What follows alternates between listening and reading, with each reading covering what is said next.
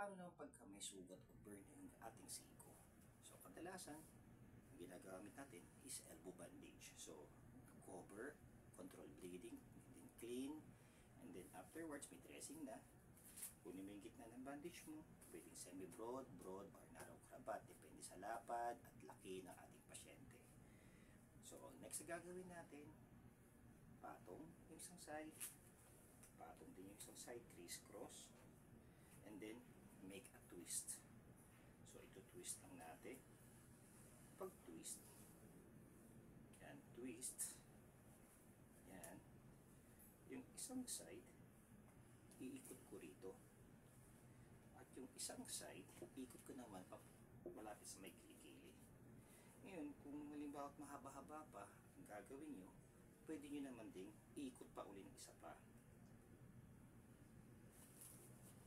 Then, make a square knot here.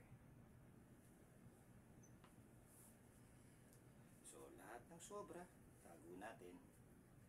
Lahat ng sobrang tails or egg. So, ito yung tinatawag nating elbow bandage. Okay? So,